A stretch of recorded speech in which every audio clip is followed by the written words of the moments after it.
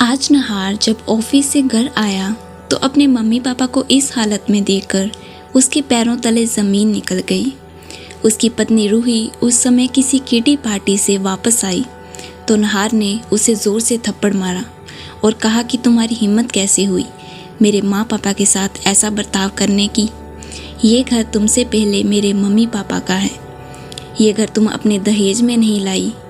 मैं बहुत दिनों से तुम्हारी हरकतें बर्दाश्त कर रहा हूँ क्योंकि मुझे लगा था कि तुम सुधर जाओगी और मेरे मम्मी पापा के साथ एडजस्ट करना सीख जाओगी, उन्हें भी अपने मम्मी पापा की तरह सम्मान दोगी।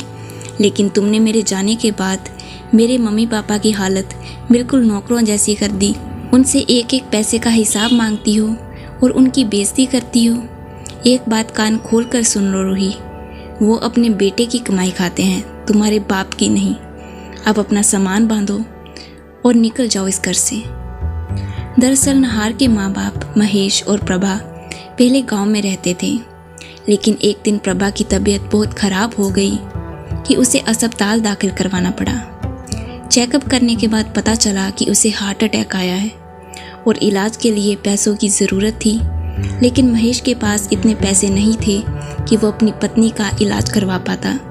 तो महेश ने अपने बेटे नहार को फ़ोन किया और कहा, बेटा नहार, तुम्हारी माँ की तबीयत बहुत ख़राब है, हार्ट अटैक आया है और हॉस्पिटल में एडमिट है। ये सुनकर नहार बहुत हैरान हुआ और बोला, ये सब कैसे हो गया पापा, आपने मुझे पहले क्यों नहीं बताया। महेश ने कहा, बेटा सुबह की बात है, तुम्हारी माँ को सांस लेने में दिक्कत हो रही थी तो मैं अस्पताल ले आया। यहाँ चेकअप करने पर ही पता चला कि हार्ट अटैक है। पूरे 3 लाख का खर्चा है, डॉक्टर ने बोला है। पापा आप कैसी बातें कर रहे हैं, आप फिक्र मत करो, माँ ठीक हो जाएगी। डॉक्टर को बोलो कि इलाज शुरू करें, मैं पैसों का इंतज़ाम कर लूँगा। मैं अभी अस्पताल आता हूँ। नहार घर पहुँचा और अपनी पत्नी रूही से कहा कि हमें जल्दी अस्पताल जाना होगा। रूही ने कहा, क्यों, क्या हुआ। नहार ने कहा कि माँ की तबीयत बहुत ख़राब है, उन्हें हार्ट अटैक आया है, जल्दी करो। लेकिन नहार जी, आज तो मेरी सहेली की एंगेजमेंट है और हमारा वहाँ जाना ज़रूरी है। माँ को कुछ नहीं होगा, इस उम्र में तो ऐसा होता ही रहता है। रूही ने नहार का हाथ पकड़कर उसे कहा। नहार ने ज़ोर से अपना हाथ खींचा और कहा कि तुम पागल हो गई हो, वहाँ मेरी माँ की जान खतरे में है और तुम्हें पार्टी पर जाने की सूझ रही है। ठीक है, तुम्हें नहीं जाना तो मत जाओ, लेकिन मैं अपनी मम्मी पापा को इस हालत में अकेला नहीं छोड़ सकता, इसलिए मैं जा रहा हूँ। नहार ने फ़्लाइट ली और जल्दी से अस्पताल पहुँचा। महेश, जो कि अपनी पत्नी की चिंता में था, उसे अपने बेटे को देखकर कुछ हौसला हुआ। वो जल्दी से खड़ा हो गया, बोला, बेटा देखो ना तुम्हारी माँ की क्या हालत हो गई है, अभी तक उसे होश नहीं आया। नहार ने कहा, पापा आप फिक्र मत करो, माँ जल्दी ठीक हो जाएगी। नहार ने अपने पापा के आंसू पोंछे और अपने पापा को कुर्सी पर बिठाकर कहा, पापा आप यहाँ बैठो, मैं डॉक्टर से बात करके आता हूँ। नहार डॉक्टर के पास गया और बोला कि डॉक्टर, मेरी माँ को कुछ नहीं होना चाहिए, जितने पैसे लगेंगे मैं देने को तैयार हूँ, आप मेरी माँ को बचा लीजिए। देखिए आप फिक्र मत कीजिए, इस ऑपरेशन के बाद आपकी माँ बिल्कुल ठीक हो जाएगी, डॉक्टर ने दिलासा देते हुए कहा। प्रभा का ऑपरेशन होने लगा और ऑपरेशन के बाद वो ठीक हो गई। कुछ दिनों के लिए वो अस्पताल रहे। इस दौरान नहार ने अपनी माँ की बहुत सेवा की। उसे ऑफिस से फ़ोन आते रहे तो पापा ने कहा, बेटा तुम्हारी माँ ठीक है, तुम ऑफिस जाओ, तुम्हें काम होगा। लेकिन पापा, माँ अभी पूरी तरह से ठीक नहीं हुई है, इसलिए मैं उन्हें और आपको अपने साथ ही लेकर जाऊंगा। अगले दिन नहार बैग में अपने और मम्मी पापा के कपड़े रखने लगा। ये देखकर प्रभा बोली कि बेटा हमारे कपड़े क्यों रख रहे हो। तो नहार ने कहा, आप मेरे साथ ही चलेंगे और वहीं रहेंगे। प्रभा बोली, बेटा हम यहीं ठीक हैं, तुम बस कभी कभी मिलने आ जाना, वैसे भी रूही को हमारे साथ रहना पसंद नहीं है। ऐसा कहते ही प्रभा की आंखों में आंसू आ गए। माँ आप चिंता मत करो, मैं सब कुछ संभाल लूँगा, लेकिन ऐसी हालत में मैं आपको अकेला नहीं छोड़ सकता। नहार अपने माता पिता को अपने साथ ले गया। प्रभा और महेश दोनों अपनी बहू के स्वभाव को अच्छे से जानते थे, इसलिए वो घर के अंदर जाने से हिचकिचा रहे थे। तभी नहार बोला, माँ ये आप दोनों का ही घर है, पूरे अधिकार से अंदर आइए। ऐसा बोलते ही नहार हाथ पकड़कर अपने मम्मी पापा को कमरे के अंदर ले आया। दोनों कमरे को देखकर बहुत दुखी हुए। जानते हो पापा, जब ये घर खरीदा था तो इसकी सेटिंग बिल्कुल आपके हिसाब से करवाई थी।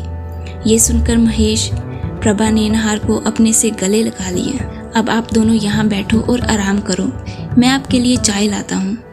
अपने सास ससुर को अपने घर में देखकर कमरे के बाहर खड़ी रूही का गुस्सा तो जैसे 7वें आसमान पर था।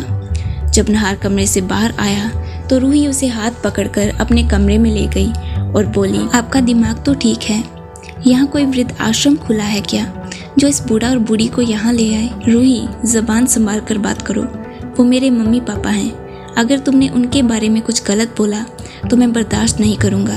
मैं अकेले ही उन्हें संभाल लूँगा। लेकिन एक बात याद रखना कि तुम्हारी वजह से मेरे माँ पापा को कोई तकलीफ नहीं होनी चाहिए। ये बोलकर नहार रसोई में चला गया। अगले दिन उसने अपनी माँ की देखभाल के लिए एक मेड रख ली। नहार के मम्मी पापा बहुत खुश थे, लेकिन अपनी बहू का अपने प्रति बर्ताव देखकर उनके मन में एक डर बैठा हुआ था। फिर एक दिन जब नहार को काम के सिलसिले में बाहर जाना पड़ा तो नहार ने मेड को सब कुछ समझा दिया कि मेरे जाने के बाद मेरे मम्मी पापा को कोई तकलीफ नहीं होनी चाहिए। ये सब बातें सुनकर रूही को बिल्कुल अच्छा नहीं लग रहा था, लेकिन वह नहार के डर से कुछ बोल नहीं पा रही थी। अपने प्रति इतनी चिंता देखकर प्रभा नहार को बोली कि तुम हमारी चिंता मत करो और निश्चिंत होकर अपने काम पर जाओ। अगले दिन नहार काम पर चला गया और उसके जाने के बाद ही रूही को तो जैसे मौका मिल गया उनकी नाक में दम करने का। एक दिन अपनी सास को सुनाने के लिए फ़ोन पर ज़ोर ज़ोर से बातें कर रही थी कि क्या बताऊं, शहर में इतनी महंगाई है फिर भी यहाँ आ गए हैं। पूरे घर को तो जैसे दवाई खाना बना रखा है। ऊपर से इतने गंवार हैं कि ना कुछ खाने का पता ना कुछ पहनने का। मेरे मायके में तो इन जैसों को नौकर भी नहीं रखते। महेश और प्रभा ये सब सुन रहे थे और ये सुनकर उन्हें अंदर ही अंदर बहुत दुख हुआ, लेकिन अपने बेटे की गृहस्थी बचाने के लिए वह ये सब कुछ बर्दाश्त कर रहे थे। लेकिन ये सब कुछ बोलने के बाद भी जब रूही का दिल नहीं भरा और उसने मेड की छुट्टी कर दी। आज महेश का चाय पीने को दिल कर रहा था तो उसने रूही को आवाज़ दी और कहा कि बेटा, काम वाली है नहीं तो एक कप चाय बना दो। रूही ने कहा कि मैंने ही काम वाली की छुट्टी की है, खर्चा बहुत हो रहा था, और अगर आपको चाय पीनी है तो आप खुद जाकर बना लीजिए। वैसे भी यहाँ बैठे बैठे आप रोटियाँ ही तोड़ रहे हैं, और मम्मी जी को भी कहिए कि मेरे साथ रसोई में कुछ काम किया करें, अब वह ठीक हो चुकी हैं। तब महेश ने कहा कि तुम्हारी मम्मी अभी पूरी तरह से ठीक नहीं हुई है, इसलिए जो भी काम है तुम मुझे बता दिया करो, मैं करवा दिया करूँगा। तब रूही ने कहा कि काम बता दो, आप बहाने बनाने लग जाते हो। ये थैला लीजिए और बाज़ार से जाकर सब्जियां लेकर आइए और उन्हें धोकर फ्रिज में रख देना। महेश सब्जियां लाने के लिए चला गया। जब वह सब्जियां लेकर वापस आया तो बहुत थक गया था। उसने आते ही रूही को बोला कि 1 गिलास पानी दे दो बेटा। तो रूही बोली, पापा मेरे पास टाइम नहीं है और मैं आपकी नौकर नहीं हूँ जो आप मुझे ऑर्डर दे रहे हैं। सब्जी लाकर आपने कोई एहसान नहीं किया। इस घर में खाते हैं तो काम तो करना ही पड़ेगा। ये सब बोलकर रूही अपने कमरे में चली गई। महेश लड़खड़ाते हुए पैरों से ही रसोई में पानी लेने के लिए चला गया। ये सब बातें प्रभा अपने कमरे में बैठी सुन रही थी। जब महेश पानी पीकर अपने कमरे में गया तो उसने प्रभा को रोते हुए देखा, तो उसके कंधे पर हाथ रखकर बोला कि तुम चिंता मत करो, जब हमारा बेटा आएगा तो सब कुछ ठीक हो जाएगा। प्रभा से अब कोई काम नहीं हो पाता था। उसके जोड़ों में बहुत दर्द रहता था। दोपहर हो गई थी, लेकिन अब तक दोपहर का खाना नहीं मिला था। महेश ने रसोई में जाकर देखा तो रूही ने खाना नहीं बनाया था। फिर महेश ने खुद ही अपने दोनों के लिए खाना बनाया और प्रभा को खाना खिलाया। अचानक ज़ोर ज़ोर से रूही के चिल्लाने की आवाज़ आने लगी, ये क्या किया आपने? मेरे पूरे किचन को ख़राब कर दिया, अभी सफाई करो। तभी महेश ने बोला कि मैं अभी साफ़ कर देता हूँ। उसने रसोई की सफाई की और बर्तन भी साफ़ कर दिए। दोपहर का खाना बचा था तो उन्होंने वह शाम को भी खा लिया। नहार अपनी मम्मी पापा को रोज़ फ़ोन करता था और पूछता था कि आपको कोई तकलीफ़ तो नहीं है, लेकिन उसके मम्मी पापा ने कभी भी रूही की शिकायत उससे नहीं की। वह उससे कहते थे कि तुम हमारी चिंता मत करो, बस अपने काम पर ध्यान दो। अगले दिन रूही ने 200 रुपये दिए और साथ में एक कागज़ भी दिया और अपने ससुर को कहा कि सारी सब्जियों का हिसाब इस कागज़ पर लिखवा कर लाना। महेश चुपचाप थैला लेकर सब्जी लाने चला गया। वहाँ पर उसने सब्जी वाले से सारा हिसाब उसे पेपर पर लिखवा लिया। उसने कहा चलो अच्छा है, सब्जी का हिसाब कागज़ पर लिखवा लिया, अब रूही को कोई शक नहीं होगा। सुबह का वक्त था, इसलिए बहुत ठंड थी। महेश के हाथ पैर सुन पड़ रहे थे, इसलिए उसने सोचा कि 1 कप चाय पी लेता हूँ। उसने 10 रुपये की चाय पी ली और घर में वापस आ गया। उसने आते ही सब्जियाँ धोकर फ्रिज में रख दी और रूही को बोला कि बेटा मैं सब्जियाँ ले आया हूँ और फ्रिज में भी रखती हैं। लेकिन रूही की कोई आवाज़ नहीं आई। लगता है वह फिर से सो गई थी। महेश ने अपने और प्रभा के लिए चाय बनाई और अपने कमरे में गया। अभी उसने चाय का एक घूंट ही भरा था कि रूही की ज़ोर ज़ोर से चिल्लाने की आवाज़ें आने लगी कि आपको शर्म नहीं आई चोरी करते हुए? इसमें से जो पैसे बचे थे उसमें 10 रुपये कम है, वह कहाँ है? तब महेश ने कहा बेटा सुबह बहुत ठंड थी इसलिए 10 रुपये की मैंने चाय पी ली। तब रूही बोली चाय घर आकर भी पी सकते थे, इतना खर्चा करवाते हो। एक आपका बेटा है जिसने आप दोनों को मेरे सर पर लाकर बिठा दिया। ये सब देखकर महेश को बहुत हैरानी हुई। वह मन ही मन सोच रहा था कि 10 रुपये की चाय ही तो है, पी ली तो इसमें गुस्सा करने की क्या बात है। लेकिन फिर अपने बेटे की खातिर चुप रहा। अब वह अपने और अपनी पत्नी के लिए चाय और खाना खुद ही बनाता था और बर्तन भी खुद ही साफ करता था। एक दिन जब वह बर्तन साफ कर रहा था तभी रूही की सहेली उससे मिलने आई। रूही ने कहा तुम यहाँ क्यों आई? मुझे बोल देती, मैं तुमसे मिलने आ जाती। तब रूही की सहेली ने बोला क्या मैं तुम्हारे घर नहीं आ सकती? नहीं, ऐसी कोई बात नहीं है। वह जल्दी जल्दी उसे अपने कमरे में लेकर गई कि कहीं वह महेश को बर्तन साफ करते हुए ना देख ले।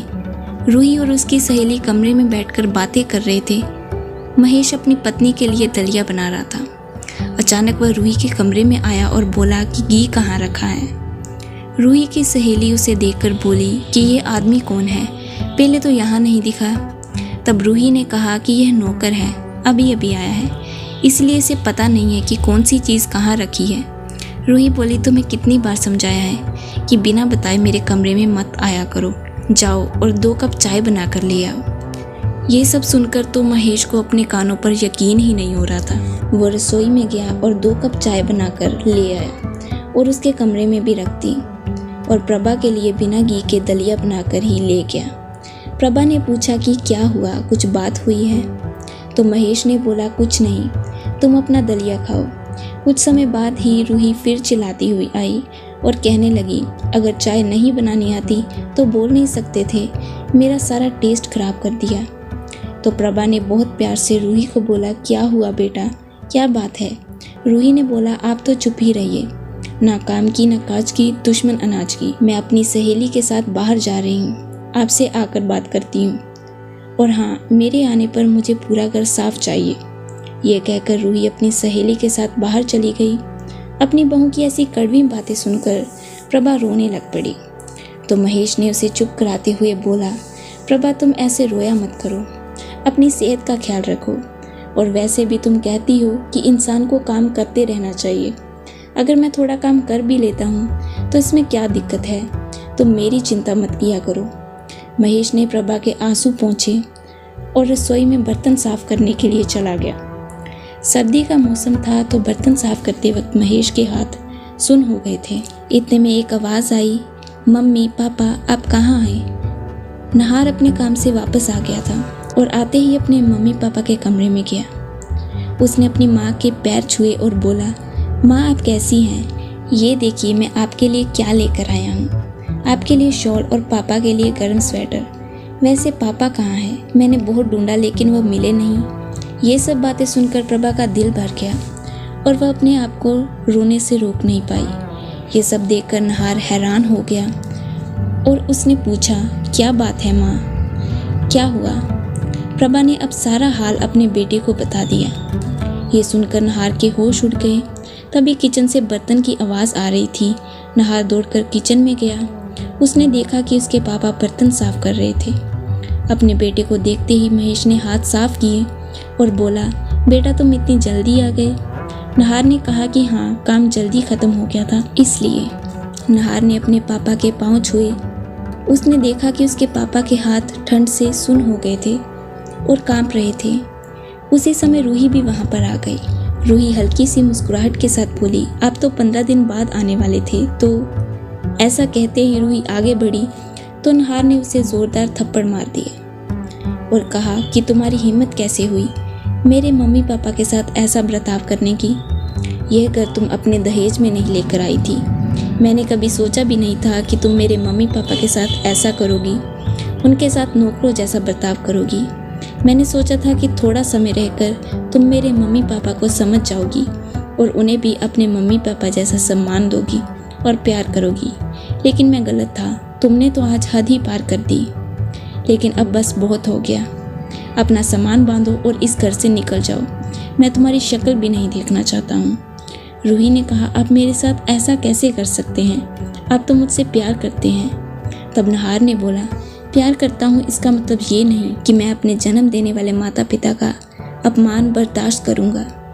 मैं कुछ भी बर्दाश्त कर सकता हूँ, लेकिन अपने मम्मी पापा का अपमान नहीं सह सकता। ऐसा कहते ही नहार की आंखों में आंसू आ गए और उसने हाथ जोड़कर अपने मम्मी पापा से माफ़ी मांगी और कहा कि मुझे माफ़ कर दीजिए। मेरी वजह से आपको इतनी तकलीफ़ हुई। मुझे आपको रूही के साथ छोड़ना ही नहीं चाहिए था। मुझे लगा था कि रूही सुधर जाएगी, लेकिन ऐसा नहीं हुआ। लेकिन मैं अब अपनी गलती सुधारना चाहता हूँ। रूही अब अपने सास ससुर के पाँव पर गिरकर माफ़ी मांगने लगी। मम्मी जी, पापा जी, मुझे माफ़ कर दीजिए। मुझसे बहुत बड़ी गलती हो गई। प्रभा ने कहा, बेटा, लड़ाई झगड़े तो हर रिश्ते में होते हैं। तुम इसे माफ़ कर दो और अपने जीवन की नई शुरुआत करो। महेश ने भी नहार को समझाने की कोशिश की, लेकिन नहार नहीं माना। नहार ने कहा कि मम्मी पापा, अगर आज मैंने इसे माफ़ कर दिया तो जो बहुएं अपने सास ससुर के साथ ऐसा बर्ताव करती हैं, उनकी इज्जत नहीं करती, उन्हें सबक नहीं मिलेगा। इसलिए इसे घर से जाना ही होगा। तो आपको ये कहानी कैसी लगी हमें कमेंट कर ज़रूर बताएं। कहानी अच्छी लगी तो वीडियो को लाइक और चैनल को सब्सक्राइब करें। धन्यवाद।